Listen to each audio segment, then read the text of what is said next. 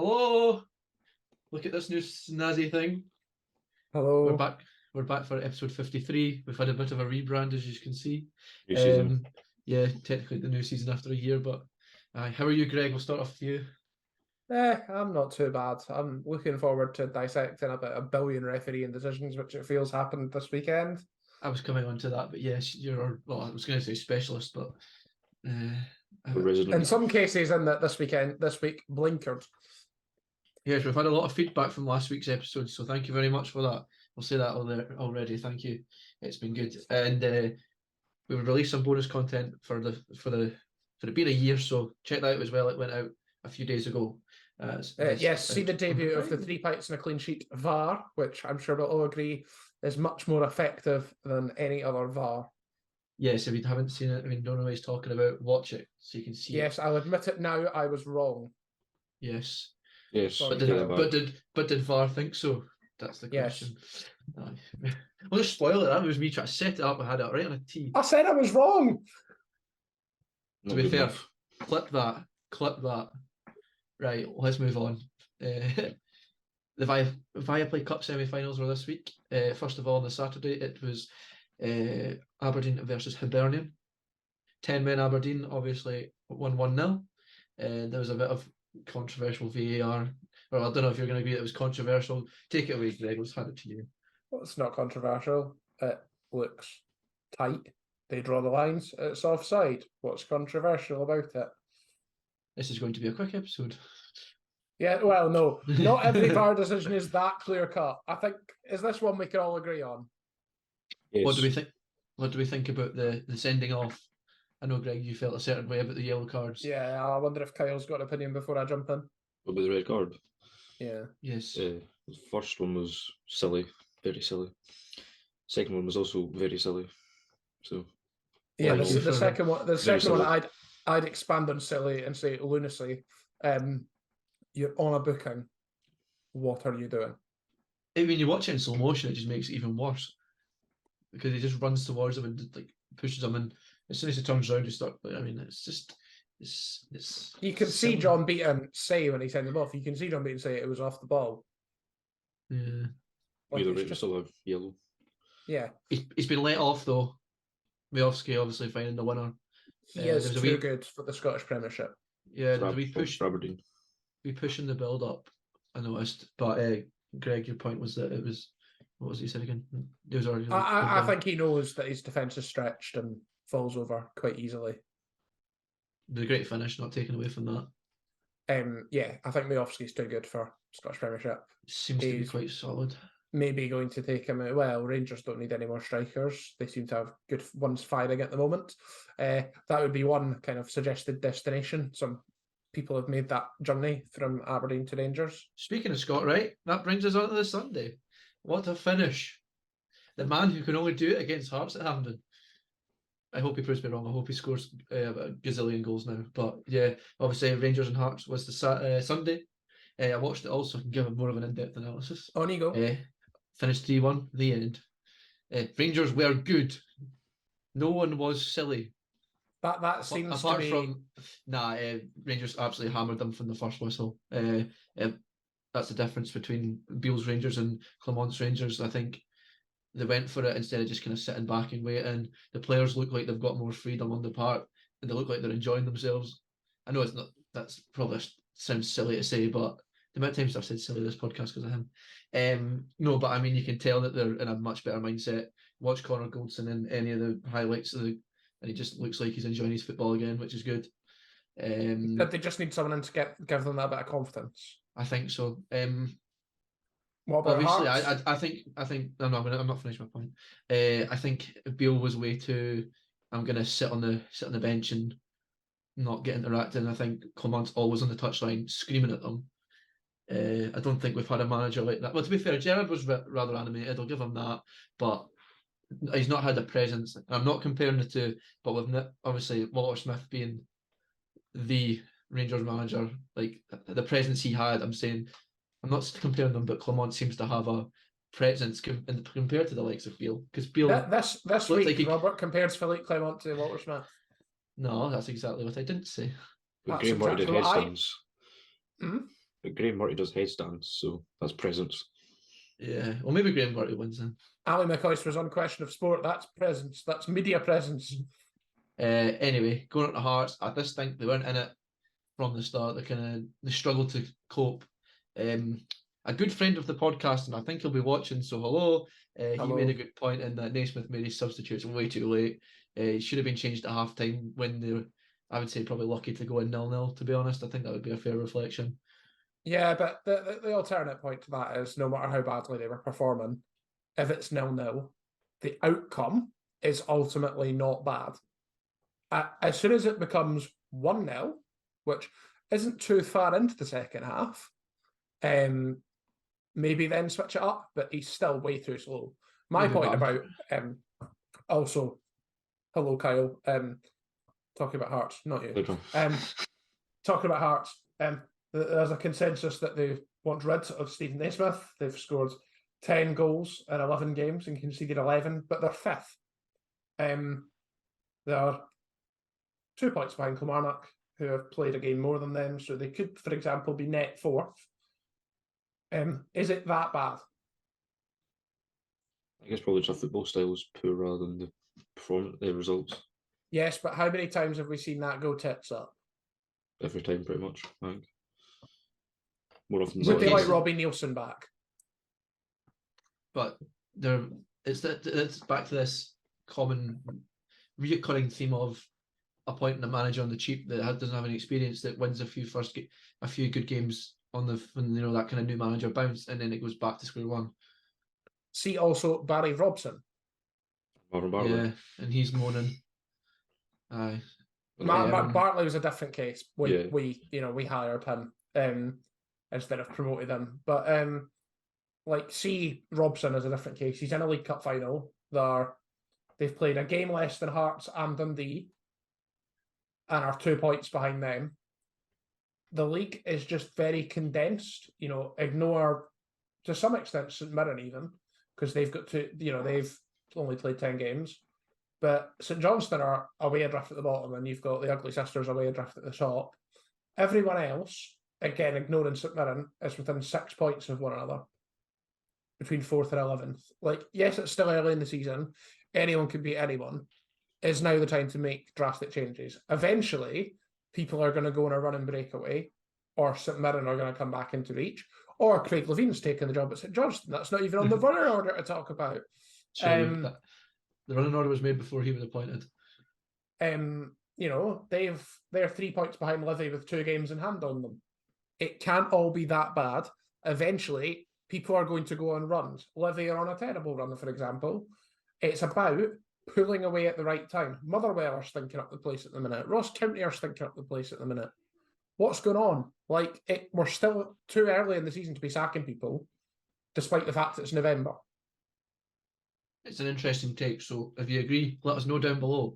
How do we think Craig Levine's going to get on? Will 4-6-0 work for St Johnstone? I don't think he's going to do very well. Very badly.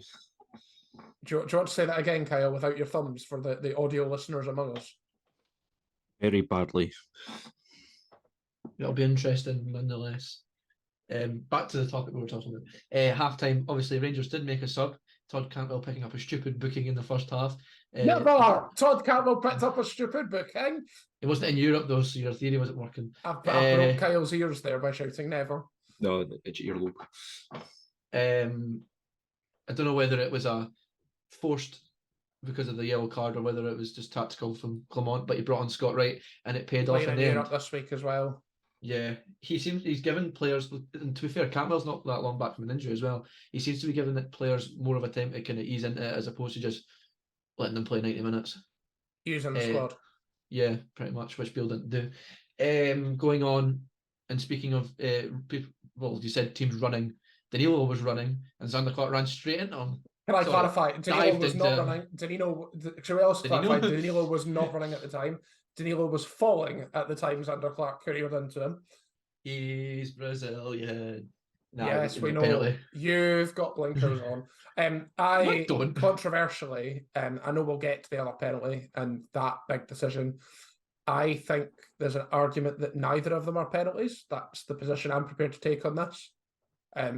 if you look at the instance in isolation, you could argue the Danilo one is quite clearly a goal kick. Danilo touches the ball too heavily, knows the ball's going out of play, sees Xander Clark coming towards him, and as a result starts falling before Xander Clark's touched him. For me, that's justification enough that that's a goal kick. You see it happen all the time. And I don't think, if it's a goal kick, I don't think VAR overturns it because I don't think it's clear and obvious. Similarly, I don't think it, like when it's given as a penalty, I think it needs to stay as a penalty because I don't think it's clear and obvious. I would suggest goal kick in that scenario. No, I think it was a penalty. Gives Dow's into him. His fault. I've never seen it, so I can't comment. So if Clark pulls away, Well, your theory was the ball was going out anyway. Surely just rush him. So if Clark looks like he goes for it, then decides now the ball is going out of play and pulls away, you think Danilo just keeps running and gets the ball, do you? You just said the ball was going out anyway. I know, I'm asking if you agree with that, because that's my justification why it's not a penalty. Danilo knows it's going out, so goes, I'm going to win a penalty here. I think you see that from the way Danilo, when the penalty is given, Danilo openly stands up and celebrates. And I think they're more celebrating the fact that they've got a penalty in a semi-final, to be honest. I mean, you shouldn't be celebrating winning a penalty, because that implies you won a penalty. Oh, no, I hate when we get penalties. James Tavernier's going to score again. Not last week. He did score last week, actually. He did second time round. I don't think you should ever, like, if your reaction immediately among being fouled is to get up and pump your fists, that implies it's perhaps not a penalty and you've perhaps bought it. I think someone's had his controversial juice before the podcast again, like last week, except we're not going to get angry at each other this week. As I've said, I've seen it. I see why Nick Walsh gives a penalty. I understand when he gives a penalty, no one's going to overturn it. I just think there's an alternative argument there that if he also doesn't give a penalty, it's not overly controversial. Right, let's move on. He scored it. He did. It's done now. Then Scott Wright replicates his goal from the Scottish Cup final 2 years ago, 2022 Scottish Cup final. Europa League year. Yes. It was like how many days after it? Like 3 days after or something. Yeah, he scored a lovely finish. Pretty much the exact same goal if you watch that. Was that one in extra time? Yeah. It's literally identical. Great finish. He seems to be playing well under Clement, which is good because he was on the way out when Beale's in charge. So that'll be interesting to see if he can maintain it or whether he'll just go back out. But we'll see. Anyway, goal number 3. Don't get me started. What a hit! Lovely free kick. Commentators were saying before it on the Viaplay coverage that I was watching that is it possibly too close? The answer was no. What a finish! It's a lovely free kick. Xander Clark, is he disappointed? I don't think he's saving it, but it is on his side. I think the fact that he's taken the step and then obviously there's no way he's fixing that error is a bit gutting for him. However, like you say, I don't think it's going that fast. I don't think you're stopping either way. From that close in, you've got to go for that corner. You can't go for the other corner. Yeah. Because it's not going to get up and down in time. It needs to go across. James Tavernier also said that it was, I can't remember, it was Goulton and someone else. He was also just hoping on the fact that they were kind of covering his eye, Xander Clark's view of the ball, and it seemed to work. Reckon that's one that's been worked off the training ground and paid off. Yeah. So yeah, well done. And obviously the last the last goal of the game was from Lawrence Shanklin from the penalty spot after a controversial few minutes of play, to say the least. Yeah. Stephen Kingsley was sent off for, I think it's simulation is what you would class it as, second yellow. However, that then went to VAR, who said it was penalty. Yes. I think it's neither. He was sent off for a second yellow and it was then rescinded and taken back. And I'm sorry, Stephen. It's Stephen, isn't it? Yeah. That was right. Start doubting myself. Again, this could be a controversial take, but again, I think the correct answer is play on. I don't think there's enough in it for a penalty. I don't think it's a clear dive. As soon as you send them off for diving, you're then just looking for contact from VAR, and as soon as he finds contact, it's a penalty. But actually, I think it was a penalty. Makes the contact. It's giving the excuse in the box. Looking for contact? I don't know. Most players do when they go down in the box. Danilo does. Steady. Not going back onto that. So yeah, mean, good result for Rangers, positive going into the final, which I believe is being played earlier this year. It's the 17th of December. I'm pretty sure it's usually played after New Year. I think it has been before. Usually February, isn't it? Yeah, it's usually later on. It's the 17th of December this year. I'm sure of it. I wonder if there's a reason for that. Maybe it's been some European ventures from Big Two. Yeah. Possibly, but there has been in previous years. Yeah, Sunday the 17th of December, Rangers versus Aberdeen at Hampden. That is the second last weekend before Christmas. That's the weekend people are going to be out getting drunk before Christmas anyway. That sounds like a recipe for absolute chaos. That'll be why they made it the Sunday, probably. Well, to be fair, you can't show it a game at 3 o'clock on a Saturday anyway, so... No. League Cup final is always a Sunday. Yeah. Aye. Anyway, we'll move on. That was enough Scottish football chat for now. Yeah, but if you think we're moving off the VAR... No. Let me check. We're not. Greg, take it away. Newcastle, VAR. Oh, great. This game has been all over social media. Arsenal fans have been going absolutely mental, including one, quite ridiculously, before we started this podcast, who I've seen tag Bruno Guimaraes on Twitter and say that they hope someone breaks his legs and ends his career when he visits the Emirates, which I think is a bit far. He obviously has his big boy pants on when he wrote that. Yes, he's had a couple of drinks and decided, I'm going to tag a famous footballer on Twitter and threaten to end their career, even though I've never played a game of football in my life. Felt it, pen out, Stone Island badge on the arm. Yes. Obviously, so there's a couple of incidents in this game. VAR does not get all of them right. I think it gets the one that Arsenal dislike the most right. So the first one is obviously Kai Havertz. Should they have been sent off? I'll ask you to. Yes. Yes, reckless. I think it was reckless. So yeah. Should we clarify? Reckless is yellow. Oh, what's the one that's a red? Dangerous. Dangerous, Horrible. Excessive force, endangering the safety of his opponent. So the reason it's apparently a yellow, carry on.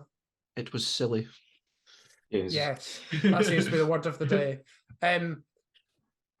That starts everything. The reason it's apparently yellow is because Havertz catches him with his trailing leg. You can see on the replay, it's not full force, but the leg that is up, the kind of initiating leg, glances the front of Sean Longstaff's ankle. If that makes contact with his leg, it's broken. It's a red card. It did look like that probably would happen. And as a result of that incident, one Arsenal player and 3 Newcastle players got booked. Oh, sorry, I was getting ahead of myself there. You did. And then that happens. So Bruno Guimaraes then decides, after the ball's gone, to just casually whack a forearm into Jorginho. Common assault. Which some would argue is common assault. I would argue the Kai Havertz one is probably worse. You would though. They're both red cards. They're both red cards. It's just silly. Similarly, I would argue that if the referee sends Havertz off, none of that happens. What's your thoughts on that? There was a bit of beef in the game after that, some might say. If my grandmother had wheels, she'd have been on a bike. Yes. Bruno Guimaraes does something similar in the Dortmund game. He was a very lucky boy to stay in the field. He's got a habit doing this. One of those times he's going to get found out. Oh, wait, I know why he did that. Sensible. Because Tyndall told him, have it. Yes, if you've missed that from last week, look at the end of the podcast. There's a nice wee Easter egg in there for you, especially all you Man United fans that came after the 3-0 gubbing. First one in the tunnel. Am I surprised? No. No. Or not the tunnel, going into the dressing room, wherever it was. You can't say that because we're anti-Man United, so... Yes, I'm pro Jason Tyndall. I'm not anti-Man United. I'm pro Man United. And then there's the goal, which I'm interested in your guys' thoughts on, because I obviously have the blinkers on, and it's been very controversial. So the ball comes in, Murphy has a go, it goes wide, it's kind of dragged wide of the left-hand post and runs kind of along the touchline, and Joe Willock goes to get the ball from the corner. Dances around the corner flag and then goes to play a cross back in. Joe Linton, going to use my verb carefully, out muscles Gabriel at the far post. Some might argue he fouls him. And then Anthony Gordon taps it in. and we had 3 VAR checks that took a grand total of 4.5 minutes. First one was the ball out of play. No, No, I didn't look at it. it was tight, but it wasn't out. It doesn't look it. The angle is awful.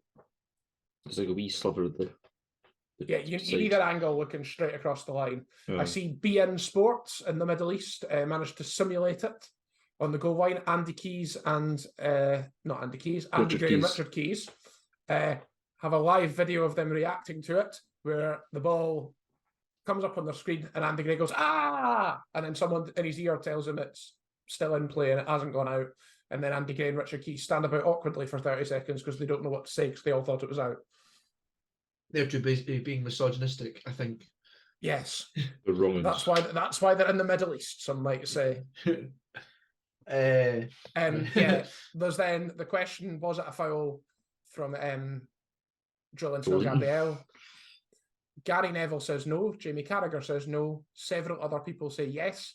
Several former Premier League referees say yes. What's your guys' opinion? Seen them given. Yes, seen given. Just depends on the referees.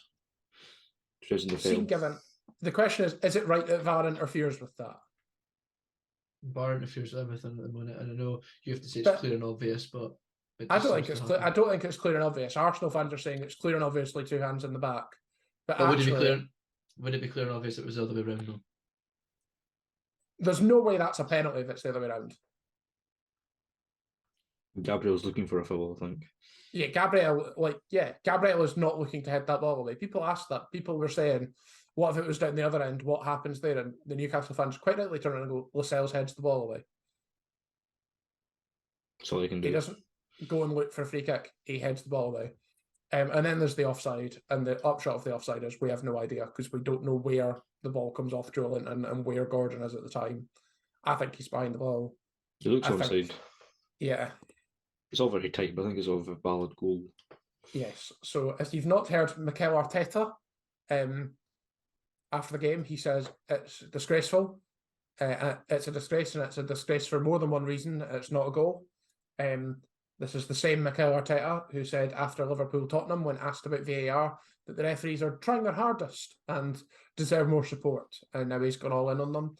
Arsenal have gone all Rangers in the aftermath of this game. And they have released a statement. I'm going to read it now. Arsenal Football Club wholeheartedly supports Mikel Arteta's post-match comments after yet more unacceptable refereeing and VAR errors on Saturday evening. The Premier League is the best league in the world with the best players, coaches and supporters, all of whom deserve better. PGMOL urgently needs to address the standard of officiating and focus on action which moves us all on from retrospective analysis, attempted explanations and apologies.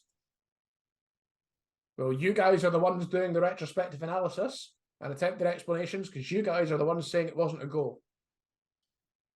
Get a life. Get a grip and move on. Like, nothing's happening now. Yeah, that's a wee guy. Yeah, that's Arsenal's first defeat of the season. Every time Arsenal get beaten this season, is this going to happen? Because to be honest, I can't be bothered if it is. Toys at the pram. Literally, we've lost. Let's get the toys out the pram. What was us? Think of Yes. Burnley, think of Sheffield, think of Luton. Well, talking of Sheffield United, actually, this I think is a worse VAR decision this weekend. Wolves hard done by again. Where in the last couple of minutes, I think it's in the 90 plus whatever minute Premier League are adding on now, Fabio Silva pulls out of a challenge. The Sheffield United player falls over and a penalty is given and VAR does not overturn it. What do we think? I've never seen it, so I can't comment. Robert, you've seen it. I did see it, I can't really remember. It's the one with the guy in the I might- red and white top and the guy in the orange top. He's pulled out, he's pulled out. It's, Actually, Yes. my mind's been It's blank. one that's I'm going with no. I think that's Wolves again. Gary O'Neill's last week after the Newcastle game, where again Wolves were hard done by. As a Newcastle fan, I'll admit that. Wolves would now argue with the Man United game last week and now this. That's them being done out of 5 points. Which will indeed add up at the end of the season, so I get the Yeah. frustration. need to get on that. No, They have, I sympathise. Actually, to move back to Arsenal for a minute, what do we think about the goalkeeping situation? So I've seen that as one of the responses to this whole instance, saying if the goalkeeper David Raya just catches the cross, none of this happens. Has Arteta made a problem out of a solution? Shouldn't have dropped Ramsdale in the first place. I don't rate Raya. He was rate good Ramsdale. for Brentford. He was very good, but I didn't think Ramsdale deserved to be dropped in the first place. Yeah. So do keepers. you think they just shouldn't have signed him, or just like they should have I signed think him and it was- Raya should be happy to sit on the bench? What do you think? I think Raya should be the cup keeper. Like the second I think choice. it was just stupid of Raya to move, but I suppose it would really be up to him if the club would want the money for him. I would have stayed at a different club that guaranteed number one, play more often. But I suppose that's Raya's argument, isn't it? I was excellent for another Premier League team last season. Buy me. And then Brentford got a better keeper, whoever it is. I can't remember who it is. The new guy for Brugge. Is it for Brugge? I'm getting confused between is it Flecken? Fleck and that's it. Verbruggen is the Brighton one. They all wish they were Gordon Botterill. That's all I'm saying. That's all you're saying. Do we want to? We're going to move on to the now. So do we want to have words for Queens this weekend? One word each. Better. Oh, I'll Jinx. change it then. Improvement. So we're going for better and improvement. Expand. I'll go first. Shaky first 20 minutes. There's no doubt about that. Frustrating that their goal came from a free kick that shouldn't have happened. Very much. Queen's player goes to win the ball. Falkirk player dramatically ends up on the floor. The referee buys it every single time. Ball gets whipped in. I believe Calvin Miller, ex-Celtic, I believe. Yes. Whips in an absolutely excellent ball. He did it all game. Every ball he put in was brilliant, to be fair. And puts it right on a plate, and there was no chance the player was missing. So we go 1-0 down, which to be honest we kind of expected, and then we just took it to them. I think a point we made at the time was that both teams played very wide, so like it kind of paid off for both sides. You wouldn't have thought that they were top of the league and unbeaten, to be honest. Watching that at some points, good finish from Gavin Riley, excellent run up from McIntyre before it. Ferguson. Was it? I thought it was McIntyre ran through. It was Ferguson. Apologies. McIntyre played excellent as well, but Ferguson did whip it in. Great finish from Riley. Was gutted when he went off injured. However, yeah, that's a problem. Hutchinson did well when he came on. Oh, and Riley's a dead leg, so he thinks we should be back for the weekend this weekend. However, Gavin Riley was very, very lucky to stay on the pitch, to be perfectly honest with you. He absolutely went studs up at this Falkirk player, I don't know who it was, and he was very lucky to come away without a red, I think. That's when he got injured. I think initially, did he not play on and then go off? Or was it? Tried to, and then he just sat down. Much improved performance from Queens. Had a few chances to get the winners. They were just unlucky. Best league performance by far. Probably on par with Partick, to be fair, but we played better. That wasn't the league, but yeah. Yeah, no, I was comparing it. That's I will go back to and say we have actually moved. We've failed places in the league after Alloa's won in their local derby against Stirling Albion, and also picking up a point against Kelty this weekend, which we'll come on to in the predictions, is absolutely crucial for both Queens and Bartley. You know, I said this at the time, whatever happened at the weekend, whether it was a heavy loss, a win papers over the cracks, a heavy loss it's to the league leaders, and we've got a draw, ultimately it means nothing. That game was a throwaway. It was against the league leaders. Do however well you want. The real key game is this weekend. Away from home as well. Yeah. Which actually, in recent seasons, has been the source of a lot of our points. Yes, and as I always feel like we say, keep an eye on the socials because we're all going. Yes, we are. Shall we move on? Yeah. You have one more point, I think, for VAR before we move on. Yeah, no, it's fine, Rob. That's great. A minor point, so let's move on. Right. I'll let you take this away because you watched it. I always watched the highlights as I had a gig that night. Saturday night, for those of us who have nothing better to do with our Saturday nights like me than to watch football, Copa Libertadores final was on, and the instant reaction is it was a much better spend of your time than the Champions League final, which was excruciatingly boring. This game, on the other hand, was everything you'd expect from South American football, that being absolutely carnage. Robert, I know you've seen some of it. I watched the 20, 30 minutes of it before I went out. I enjoyed what I watched. I feel like it's different watching. I messaged you at the time saying like they use a different lens. I don't know. Like it's weird. It's just different. I think it just looks. It's fantastic. It's just pure, unadulterated chaos. Every single goal, of which there are 3, so it finishes 1-1, and then Fluminense score in extra time to win the Copa for the first time in their history. That every single goal in that game, all 3 of them are absolute bangers in their own right. First goal that Greg spoiled because I was behind. It's just some finish. He's so composed. It's the second one for me every day of the week. It was much better, but you do not expect a right back to cut in on his left foot like that and ping it into the bottom corner. It's absolutely fantastic. I like the third goal just because we're all picking goals. It's a very nice finish as well. It's spoiled by him being a bit of an idiot. I like his really Brazilian name, John Kennedy. That's a bit of a theme with Brazilians, with Fred and Joe. Oscar. I like the Argentinian McAllister. Yeah, he actually does have Scottish roots though, whereas I assume John Kennedy is not his actual name. Nice speak of him. Talking of people with promise, I watched that Barco for Boca Juniors, who is the most signed player so far on Football Manager 2024, which officially came out on Monday there. He showed some signs of promise, but wasn't really in the game. He's also someone who, if you said he's Scottish, I would believe you because he's pure ginger. I did not know that Cavani played for Boca Juniors until I watched the game. So yeah, this was also basically a throwback to players who are slightly over the hill, and Sergio Romero, Edson Cavani, and Marcelo. Yeah, Marcelo, saw him when you watched the full-time whistle greeting. Yes, you would also, the commentators made a massive deal of the referee keeping his cards in his pocket. It's a good job he did till most of the way through the second half. Otherwise, we would have ended like 6-aside.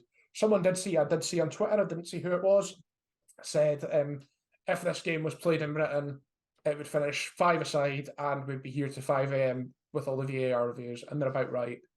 It was ridiculous. Abandoned. Would have been abandoned by the final then. Yes. John Kennedy gets the first red card after his goal for running the entire length of the pitch and celebrating with the crowd while on a booking, which is Kyle, take it away. Silly. Yeah, it's a bit silly, but it's also absolutely elite celebrations.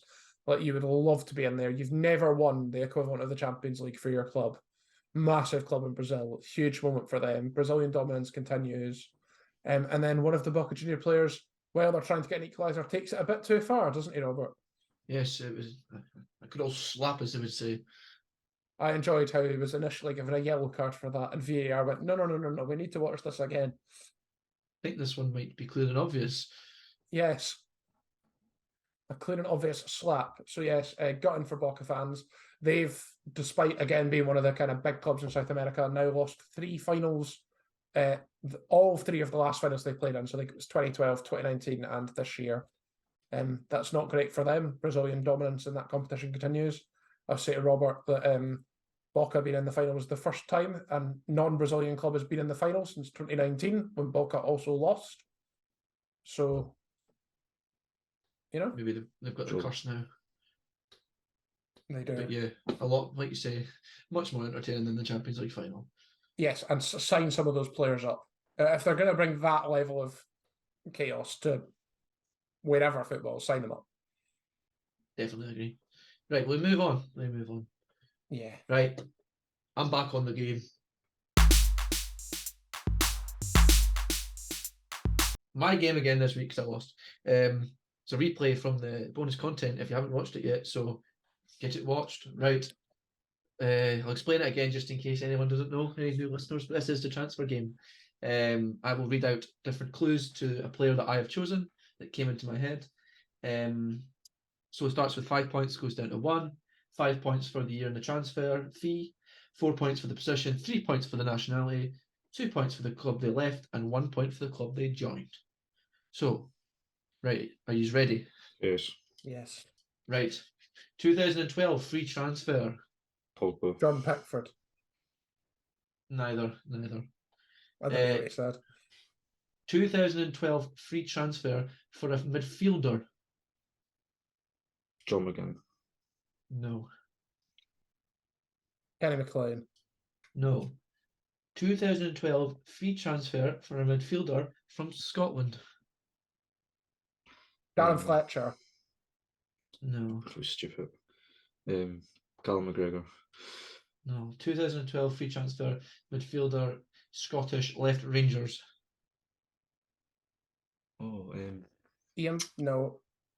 Lee McCulloch. No. 2012 free transfer midfielder Scottish left Rangers to join Coventry. John Fleck. Correct. Well, and Kyle. I was like, who left when they went bust? Well, Lee McCulloch, who was the captain all through Yeah. that period. And me, who said Ian Black, who joined after that. No, you said Ian who. That is true. Right, let me tick the one I've done. Right. 2022, 14 million. Matoma. No. I don't know. 2022, 14 million for a defender. Kostas Tsimikas. No. Dan Burn. No. 2022, 14 million for a defender from England.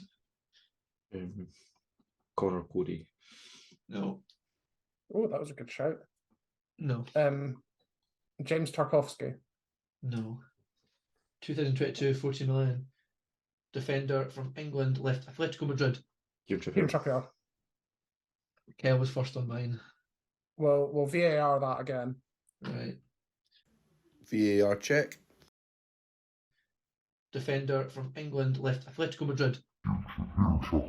Check complete. Check complete. It's fine. But on mine it's going to... You can give that to Kyle. If not, we'll have a PGMOL apology next week. That's fine. I was wrong the last time I asserted who was right, so I'll We've got, trust you. we've got the facilities to do so now, so that's good. We do. Right, moving on. 2023, 95 million.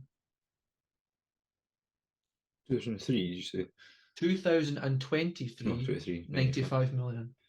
Jude Bellingham. Lukaku. No. 2023, 95 million for a striker. 5 million. For a striker? No, he wasn't that expensive. No, Nunez, Darwazy. No. I mean, Hoyland is my guess, but he wasn't that expensive. 2023, 95 million, a striker from England. Kane. Yes. Well, and Kyle. I can't believe you never got that. I was expecting that with a 5-pointer. I thought it was a free for some reason.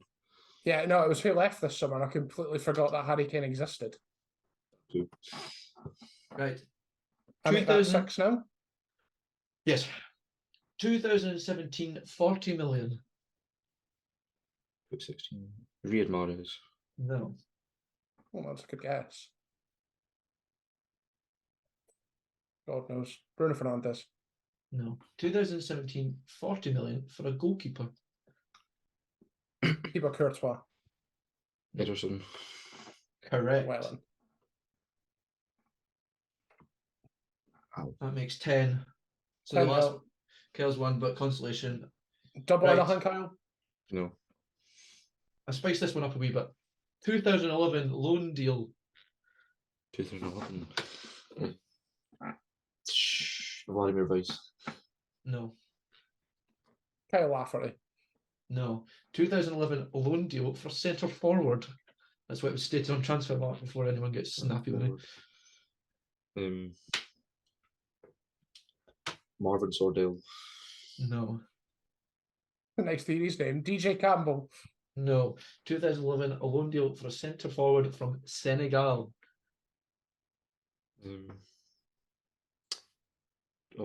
Simo. No. 12 years ago. 12 years ago. He's like 20. Demba Ba. No, 2011 loan deal for a centre forward from Senegal left Blackburn. Maybe Mammy Diouf. Oh, no. No. He's got enough plate. Has he? Is it Gave Mammy you Biram Drift then? No, he just said that. Oh, is that what he said? Yeah. Yeah. Oh, I didn't hear what he said. It's my Oh, fault. sorry. 2011 loan deal for centre forward On you, Kyle. from Senegal left Blackburn to join Rangers. El Hadj Diouf. Yeah. Well done. He said the other Juf, and then you went, oh, did he? And then you went to say it, and then obviously I just heard the word Juve. All right. Well, Kyle wins that one, so Greg, you're back on the game next week. Well, hey. Well, let's move on then, eh? Yes, the predictions. Good news for Robert again, weirdly. Robert's doing quite well at the minute. All three of us at the weekend picked Spartans to beat Clyde. Robert also picked that Aberdeen would beat Hibs in normal time, and that Cincinnati and New York Red Bulls would draw, Cincinnati winning that on penalties. I got another point by saying that Kilmarnock would beat Motherwell, who, to quote someone on Twitter, are stinking up the place right now. This week, it's Kyle's turn for the game. Actually, I've not read out the total scores, which I should do. That puts Kyle on 27, Robert on 30, and Greg on 33. This week's Kyle's turn to pick the games. First game, Scottish Premiership, St Johnstone versus Ross County. Craig Levein is in at St Johnstone, who have only won once this season. 3 points would take them level with County, who are winless since the 2nd of September. You know what? I'm doing it. New manager bounce, St Johnstone to win at home. Craig Levein turning up. I was in draw. Yeah, draw. Oh, yeah. It has a 0-0 written all over it, but I have faith in Craig Levein. I think a 5-5. I think he'll be the only person who's got faith in Craig Levein. No, I think But Craig apart from Levein the- has faith in Craig Levein and the St Apart from Johnstone board. St Johnstone board, yeah, apart from that. And George Right. Wright would have faith in him. Scottish Championship, Airdrie versus Arbroath. Airdrie have not won in the league since the 30th of September. They face Arbroath, who have lost 3 times in a row in the league. Between that, they beat Queens and knocked them out of the Challenge Cup. Airdrie wins. I'm going for a draw. I'm going for Arbroath just to spice things up. Next one, we are at this game. It's Alloa versus Queen of the South. Alloa are now above Queens with their 2-0 win over Stirling. Queens have won 1-8 in the league. It's time to turn that around. Queen of the South win. And that's me ruining my good run at the minute. No, but Yeah, I'm draw. trying to decide. Kyle's going for a draw. Do I want a point or do I want Queens to win? Do you know what? If I say Alloa will win and Queens win, that's good for me either way. So let's go for an Alloa win. You wouldn't be the only person that's bet against Queens in the last week, and that's all I'm saying. I mean, to be fair, if you put Falkirk on to beat Queens at the weekend, one, serves you right for betting against your own team when they actually do better than you expected, but 2, completely valid. I'm not bothered. League Never 2, East acceptable. Fife versus Dumbarton. East Fife ended their 4-match unbeaten league run with their loss against Peterhead. That is their 2nd in a row after their cut exit against East of Scotland side Dunbar. Dumbarton remain 2nd and have won 3 of their last 5 in the league. I'm going for a Dumbarton win. I'm going for the WWE star, The Rock, from Barton. Dumbarton. Lowland League, Edinburgh Uni versus Hearts B. Hearts B are 3rd with 30 points from 16 games. Edinburgh Uni are bottom, behind even Gretna, with only 4 points. They have conceded on average 4 goals a game, which is still less than Gretna. I'm going for Hearts B as well. For the B team. Shouldn't even be in the league. Last one is the MLS. We're back to this weird best of 3 thing again. It's Seattle versus Dallas. It goes for a decider. Both won their game at home. Seattle finished 2nd in the West. Dallas finished 7th, but only 7 points behind them. I think this could go all the way. I'm going for a draw. Or the crowd alone. Come on, Seattle. I also want Seattle. Lovely. That's the end of the predictions for this week. Right, thanks, Greg. Some people will be sad to hear that we're not giving an update on the FPL this week because there's a game being played Sorry, tonight. Cyril Brendan Dube. And Kyle Pagan as well. They'll probably still be the top 2 anyway, but we'll save our update for next week due to the fact we're recording it on Monday this week because we've got busy schedules. But yeah, I think that's about done. Let me get the running order. We back might, and I'm teasing this, we might be in person next week, so watch your eyes. Ooh. Yes, watch out for that. That would be a good one. But yeah, thank you very much for listening. As I say, hope you like the rebrand. A lot of effort's gone in, so yeah, enjoy it. As always, like and subscribe to the video, or if you're on Spotify, Leave a comment. I feel, Tell us yeah, you disagree with everything we say. that's on YouTube anyway. If you're on Spotify, thank you for listening or watching or Go both. leave a comment on YouTube. You can leave comments on Spotify. You can give us 5 stars though. That would be great, and make sure that you're following us. Yes, it would. Arsenal fans, I'm just going to delete any of your comments. No, It's a you're not. power trip. Anyway, thank you very much for listening, and we'll see you next week. Bye. Goodbye from VAR. Godspeed.